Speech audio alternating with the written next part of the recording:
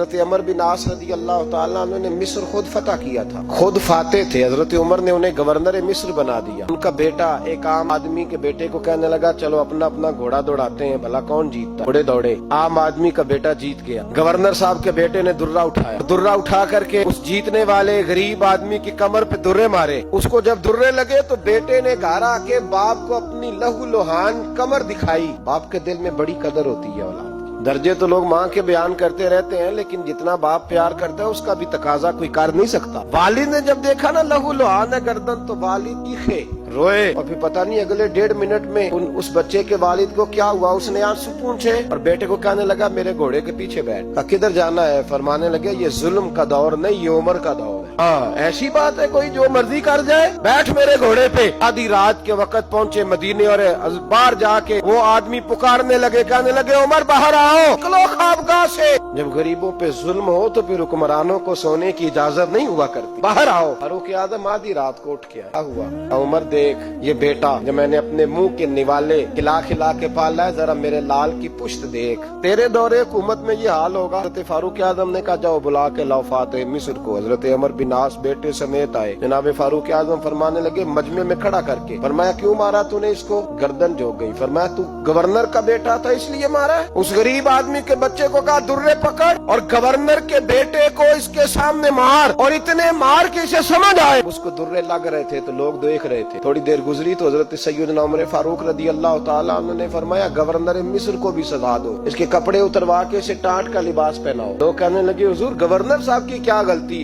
حضرت فاروق اعظم کہنے لگے اس بچے کے دل میں بات ڈالی کس نے کہ تو گورنر کا بیٹا ہے؟ کس نے بات ڈالی کہ تو چودھری کا بیٹا اور باقی کمی ہوتے ہیں؟ اس نے سکھایا اسے؟ وہ طاقتیں بھی ہم کچھ لیں گے جو سکھاتی ہیں کہ فلانا بڑا ہے فلانا چھوٹا ہے۔ فرمایا نہ، جب کوئی رسول اللہ کا کلمہ پڑھ لیتے ہیں وہ برابر ہو جایا کرتے ہیں۔ اس کو کس نے سکھایا؟ اس نے سکھایا اس کو، گورنر کو بھی۔ اور پھر حضرت عمر نے تاریخی جملہ کہا، حضرت عمر بن عاص کی طرف دیکھ کے فرمایا جب اللہ نے ان لوگوں کو آزاد پیدا کیا تم نے کیوں غلام بنا لیا؟ جب رب نے آزاد پیدا کیا تم نے کیوں غلام بنایا؟ عزیزو یاد رکھو انصاف کا بول بالا ہوتا ہے، پھر کوئی آدمی ڈرتا ہے، یہاں انصاف نہیں ملتا۔ اور میں آپ خود ایک بات یاد آ گئی، حضرت عمر کا زمانہ تھا، غسان کے بادشاہ نے کلمہ پڑھ لی۔ جو لوگ غریب کہلاتے ہیں نا وہ ذرا میری بات پہ زیادہ توجہ کریں، غریبوں کو سنانے لگا، غریب ذرا توجہ کریں۔ غسان کے بادشاہ نے اسلام قبول کر لیا، اور اسلام قبول کرتے ہی وہ آئے حج کرنے۔ حج کے بعد فارغ ہوئے تو ایک نفلی طواف کر رہا تھا غسان کا بادشاہ شاہ غسان۔ آج تو خانہ کعبہ میں بھی وی آئی پی پروٹوکول ملتا ہے، آج تو مسجد نبی میں بھی وی آئی پی پروٹوکول ہوتا ہے۔ ہاں آگے بھی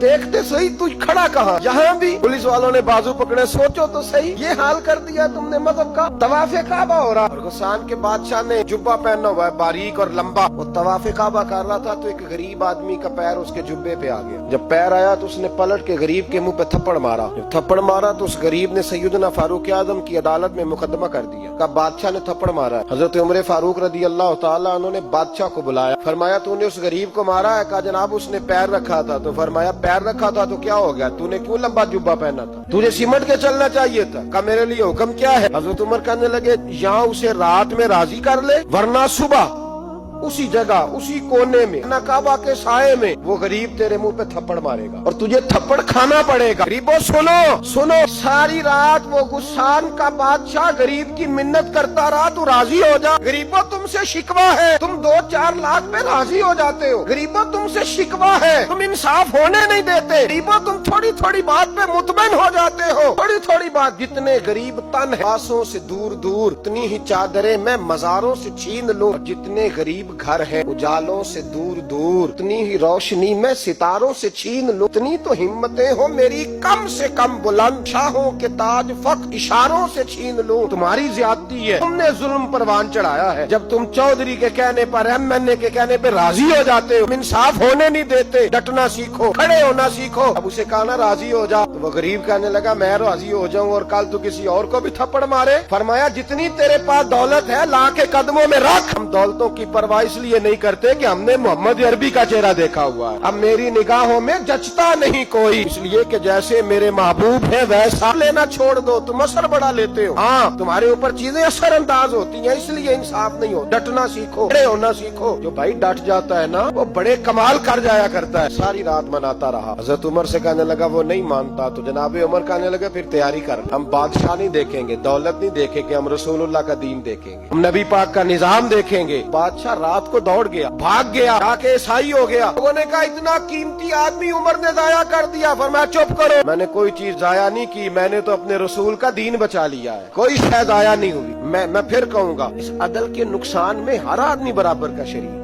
हम अदल होने नहीं देते, हम अदल कायम नहीं करते, हमारा तकाजा ही नहीं कि अदल हो, हम अपने आप को अदल के लिए पेश ही नहीं करते, मिजाज ही नहीं। हजरत अली और मुर्तजा जर्री इंसान थे, वो अली थे जिन पर इंसानियत रश्क करती, और मौला अली वो हस्ती थे कि मेरे मुस्तफा करीम सल्लल्लाहु ताला अलैहि वसल्लम ने फरमाया इसके दीदार को तो फरिश्ते भी आया करते हैं ना। बड़ा आदमी और फिर अमीरुल मोमिनीन खलीफतुल मुस्लिमीन हजरत अली, खुद मौला अली ने हजरत काजी शुरै को काजी बनाया, चीफ जस्टिस बनाया, अपने हाथों से तैनाती की। मौला अली रदी अल्लाह ताला अन्हु की ज़िरा गुम हो गई, देर गुजर गई तो एक यहूदी के पास वो ज़िरा आपको नजर आई। हजरत अली ने डायरेक्ट उससे छीन नहीं ली, हालांकि अमीरुल मोमिनीन थे। हमारे यहाँ डंडा भी बड़ा चलता है ना, ताकतवर होता है वो तो थाने जाता ही नहीं, कोई जरूरत नहीं, उसने तो बंदे रखे हुए, उसको तो पता है काम कैसे लेना। लेकिन हजरत अली ने आईनी रास्ता इख्तियार किया, कानूनी रास्ता। काजी साहब की अदालत में मुकदमा किया कि फलां यहूदी के पास मेरी ज़िरा है और वो चोरी हो गई थी, गिर गई थी, गुम गई थी, मुझे दिलाई जाए। काजी साहब ने बुला लिया यहूदी को, अमीरुल मोमिनीन भी कटहरे में। काजी साहब कहने लगे उससे कि ज़िरा तेरी है? उसने कहा जी मेरे पास है तो मेरी है। काजी साहब कहने लगे हजरत अली से गवाह आपको देने पड़ेंगे,